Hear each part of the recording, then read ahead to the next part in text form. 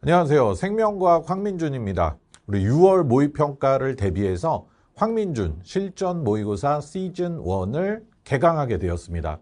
여러분들 모의고사를 먼저 보기 전에 이 OT 영상을 꼭 먼저 보고 모의고사를 풀길 바랍니다.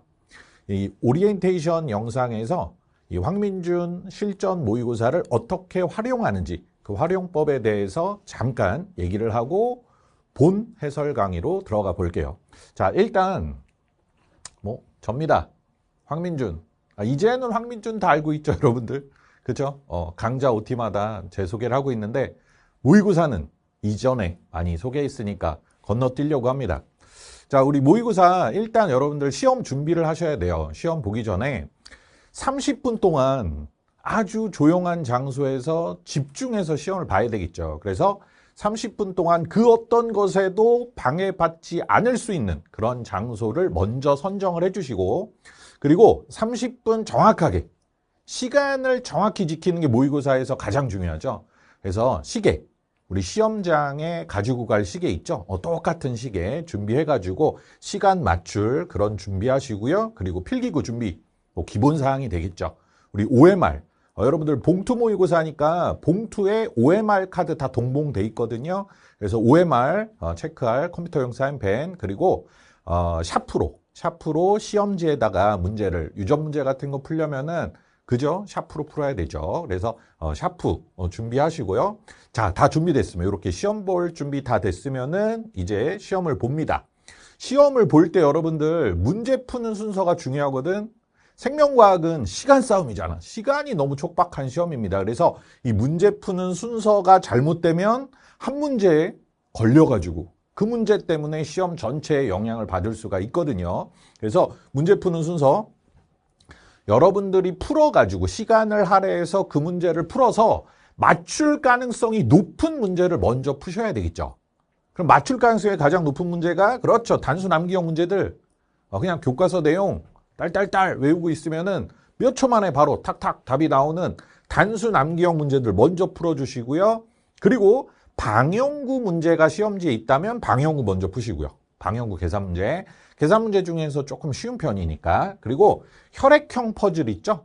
혈액형 퍼즐이 유전에 섞여서 나올 수도 있고 단독으로 나올 수도 있는데, 일단 유전이 아닌, 유전과 결부되어 있지 않은 혈액형 문제가 있다면 먼저 푸세요.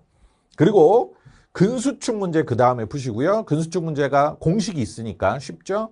그 다음에 막전이 문제도 우리 유형 몇 가지 안 되니까 막전이 문제 그 다음에 가능성이 높겠죠. 막전이 풀어주시고 그 다음에 이제 유전 문제들 풀어주시는데, 개념형 단순 암기형 유전 문제 말고요, 계산형 퍼즐형 유전 문제를 그 다음에 푸시는데, 유전 문제 차례대로 시험지에 나와 있는 차례대로 풀다가 가계도 문제와 돌연변이 문제만 제일 마지막에 풀어주시면 됩니다.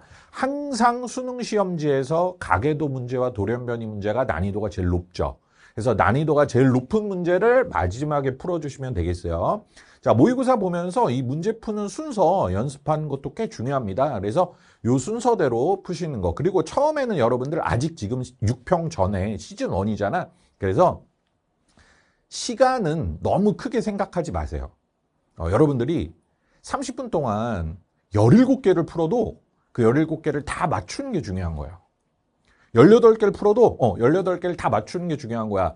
시간 안에 20개를 막 허둥지둥 다 풀려고 해서 20개를 풀었으나 그중에 한 14개, 15개밖에 못 맞추는 그런 게 더 안 좋거든요. 그래서 지금은 시간 생각하지 말고 문제 푸는 순서 지켜서 내가 푼 문제는 다 맞추겠다. 그리고 여러분들 18개 30분 안에 풀어서 18개 다 맞지? 그럼 1등급이야. 아무튼 시간 크게 생각하지 말고 문제 푸는 순서 지켜서 연습하는 훈련, 이게 시즌 1에서 조금 중요한 훈련이 되겠고요. 그리고 문제 이제 다 풀었어요. 30분 동안 문제 다 풀었으면은 이제 30분 안에 OMR 마킹도 하셔야 되겠죠. 자, 풀자마자 바로 채점하세요. 시험 종료되자마자 바로 봉투 안에 들어있는 정답 및 해설, 이렇게 한 회 한 회 한 장 한 장 들어있거든. 모의고사가 이렇게 뽑아쓰기 모의고사 형식으로 돼 있어요. 그래서 1회 정답 및 해설만 쭉 뽑아가지고 바로 채점하시고요. 그 다음에 해설 강의를 이제 바로 봐주시면 되는데, 해설 강의 있잖아. 틀린 문제는 당연히 해설 강의 봐야 되는데 맞춘 문제도 조금 껄쩍지근한 그런 문제 있지. 맞췄으나 조금 미심쩍은 게 있었던 그런 문제 있잖아. 풀다가 본인이 느낌을 알 거야. 그지? 그런 문제도 해설 강의 보셔야 돼요.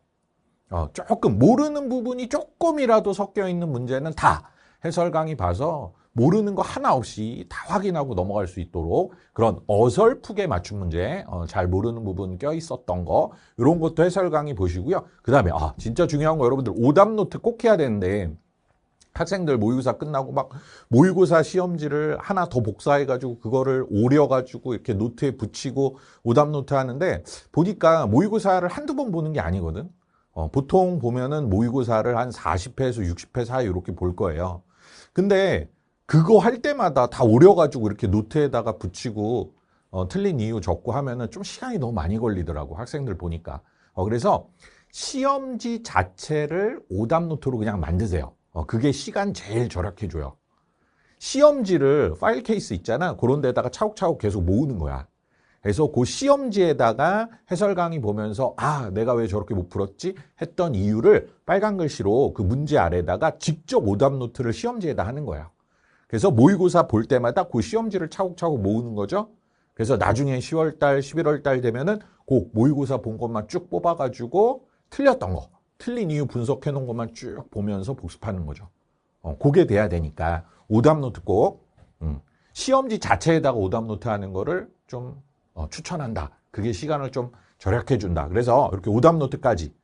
자, 시험 준비하고 정확히 시간 재서 시험 본 다음에 문제 푸는 순서 고려하면서 시험 딱 본 다음에 채점하시고 해설 강의 꼭 보고 오답 노트까지 해야 이게 한 세트 끝난 겁니다. 그래서 한 회차 요 한 세트로 다 해나가면 우리 총 5회차가 들어있습니다. 시즌 1에 요 5회차 다 하면은 자기 약점도 확인할 수 있고 큰 성과가 있으리라 생각합니다. 자, 같이 5회차 열심히 할 준비 됐나요? 자, 1회부터 한번 시작해 볼까요?